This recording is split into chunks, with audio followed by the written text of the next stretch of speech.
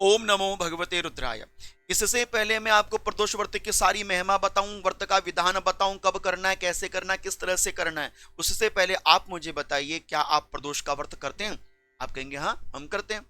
और मैं पूछूं क्या आप मासिक शिवरात्रि व्रत भी करते हैं? आप बोलेंगे वो तो नहीं करते। तो 16 जनवरी के दिन याद रख लीजिए, शुक्रवार है। इस दिन त्रयोदशी के साथ चतुर्दशी मिल रही है और महीना पावन पुनीत महीना, माघ का महीना, पक्ष कृष्ण पक्ष। इस दिन प्रदोष व्रत भी है और इसी दिन मासिक व्रत शिवरात्रि व्रत भी है। मासिक शिवरात्रि व्रत और प्रदोष व्रत दोनों एक साथ हैं। आप प्रदोष व्रत करेंगे, आपको मासिक शिवरात्रि का व्रत मिलेगा, और जो मासिक शिवरात्रि व्रत करेंगे उन्हें प्रदोष व्रत करने का फल भी प्राप्त होगा। आप प्रदोष के दिन भगवान शिव का पूजन करेंगे सुबह शाम के समय, तो आपको मासिक शिवरात्रि व्रत पूजन करने का फल भी प्राप्त हो जाएगा। अब बताइए कितना अद्भुत दिन है।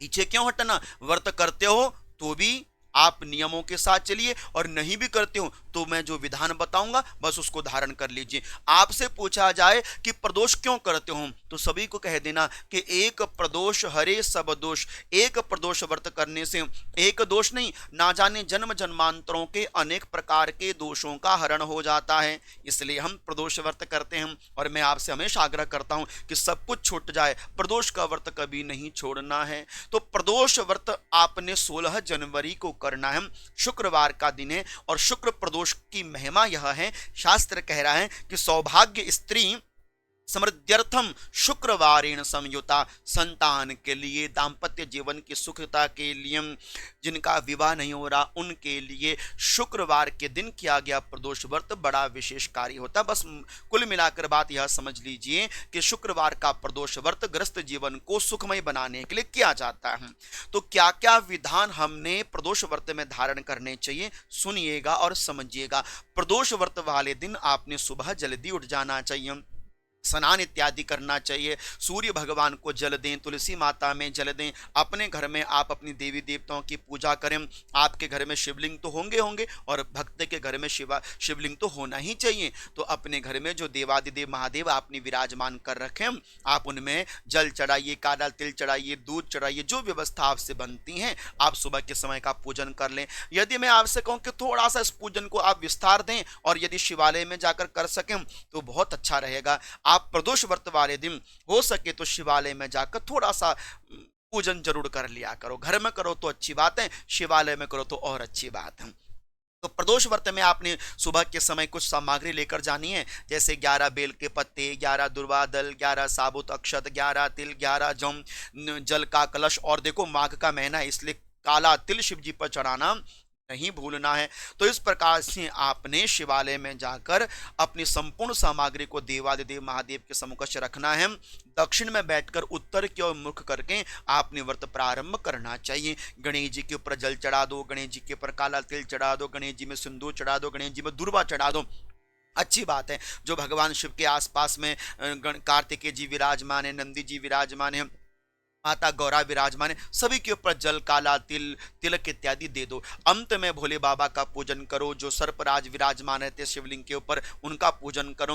भगवान शिव पर पहले जल और काला तिल चढ़ाओ। आपके पास कच्चा गाय का दूध है तो चढ़ाओ, नहीं है तो कोई प्रॉब्लम नहीं है, केवल जल चढ़ा दीजिए। इस तरह से आपके पास बेल पत्र हैं 11 बेलपत्र, 11 जौ, 11 तिल आप घर से बनाकर लेके जाना। शुक्रवार का दिन है इसलिए सफ़ेद चीज़ों का प्रयोग ज़्यादा करना, जैसे अक्षत हो सफ़ेद, सफ़ेद तिल का भी आप प्रयोग कर सकते हैं, श्वेत पुष्पों का भी आप प्रयोग कर सकते हैं। ठीक है, तो आप इन वस्त्रों का, अन्न का प्रयोग भगवान शिव को अर्पण करने के लिए प्रयोग में लेकर आ सकते हैं। और ध्यान रखना, जो भी वस्तु आप भोले बाबा पर चढ़ाएंगे मंत्र क्या बोलना है, ओम नमो भगवते रुद्राय। तो इस प्रकार से आपने पूजन प्रातः काल का संपन्न कर लेना चाहिए। दिन भर आपने निराहार रहना है, नियंत्रण में रहना है, कोई क्रोध नहीं करना, गुस्सा नहीं करना, है ना, बहुत शांति के साथ बनाकर रखना चाहिए आपने। ठीक है, उसके बाद संध्या काल का समय आता है, स्नान करो तो अच्छी बात है, सर्दी लगती है तो कोई बात नहीं, हाथ मुख धो के आप पवित्र हो जाओ। उसके बाद आप अपनी संध्या काल की पूजा की सामग्री बना लो।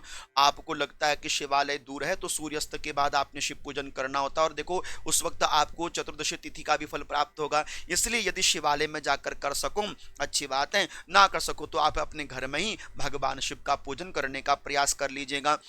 तो संध्या काल के समय आपने कुछ विशेष सामग्री लेकर जानी है। आपके स्क्रीन में मैं दे रहा हूं, जैसे 5 मिट्टी के दियम, लंबी बाती है ना, लंबी बाती वाली, तिल का तेल 11 जौ, 11 तिल, जो सामग्री आप सुबह लेकर गए थे वही सामग्री आपने संध्या काल को भी अर्पित करनी चाहिए भोले बाबा के ऊपर।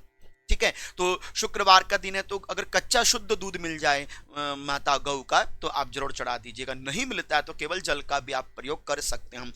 प्रयास करना कि पैकेट वाला जो दूध आता है आजकल, पैकेट वाला दूध, वो भोले बाबा पर कम ही चढ़ाओ तो अच्छी बात है। तो इस प्रकार से संध्या काल का पूजन आपने करना चाहिए। और हाँ, इसमें विशेष जो काम होता है प्रदोष व्रत में वो होता है दीपदान। इसलिए मैं आपको बताया करता हूं कि आपने प्रदोष काल में दीपदान जरूर करना है, और ये बात बहुत कम ही लोग बताते हैं। अच्छा, प्रदोष काल में दीपदान तो करना है, लेकिन प्रदोष व्रत में आपने दीप सुबह और शाम दोनों टाइम करने हैं। कैसे कैसे देखो, सुबह के समय जब शिवालय में जाओगे तो एक दीप आपने लगाना है भोले बाबा के शिवालय में। दूसरा, आपने जल में काला तिल डाल के पहले बेलपत्र के पेड़ में चढ़ाना है, और बेलपत्र के पेड़ की जड़ में आपने एक दीपदान करना है। 2 दीपदान सुबह करने चाहिए। फिर संध्या काल के समय आपने 5 दीपदान करने चाहिए। पहला दिया कहां पर? गणेश जी के पास। दूसरा दिया भगवान शिव को। तीसरा दीपदान बेलपत्र के पेड़ के नीचे। याद रखना, संध्या काल में, प्रदोष काल में बेल वृक्ष में माता लक्ष्मी का वास रहता है, इसलिए दीपदान बिल्कुल करना नहीं भूलना। चौथा दीपदान घर में आओ, अपनी तुलसी माता में करो। और 5वां दीपदान और अपने घर की जो देहली होती है ना, वहां पर आपने करना। तो इस तरह से अपना दीपदान संपन्न करके फिर आप कुछ मीठा बनाओ। याद रखो, अधिकांशतः जो व्रत खोले जाते हैं, व्रत का जो पारण किया जाता है वो मीठे से किया जाता है या चरणामृत से किया जाता है। तो कुछ मीठा भगवान को भोग लगाओ, अपने घर के ही मंदिर में मीठा भगवान को भोग लगा दो। कुछ खीर बनाओ। कई लोग कहते हैं खीर में क्या हम सेवैयां या कुछ फिर दूसरी को खीर बना सकते हैं, तो मैं आपसे निवेदन करूंगा केवल चावलों से युक्त खीर ही आपने बनानी चाहिए। दूसरी कोई इधर उधर की खीर आप ना बनाएं। साबूदाने के लोग खीर बनाते, बिल्कुल नहीं बनानी चाहिए। केवल चावल से युक्त खीर आपने बनानी चाहिए, बाबा को भोग लगानी चाहिए। प्रसाद के रूप में भी सभी को वितरण करके फिर उसी दिन अपना खीर ग्रहण करके पूजा के बाद अपने व्रत को खोल लेना चाहिए। तो इस प्रकार से अपना त्रयोदशी जो प्रदोष व्रत है वह कीजिए। भरोसा रखना, जिसको मैंने इस प्रदोष व्रत की महिमा के बारे में बताया और जिसने भी प्रदोष व्रत को किया, मेरे महादेव ने उसको कभी भी छोड़ा नहीं अकेला। इसलिए प्रदोष का व्रत जरूर करना, कभी खाली नहीं रहोगे, भरपूर रहोगे। समस्त मनोकामनाओं को सिद्ध करने वाला इस कलयुग का एकमात्र व्रत है प्रदोष व्रत। इसलिए एक प्रदोष हरे सब दोष। आशा करता हूं वीडियो अच्छी लगी होगी। अच्छी लगी तो आगे इष्ट मित्रों को शेयर जरूर कर दीजिएगा। प्रेम भरी ओम नमो भगवते रुद्राय।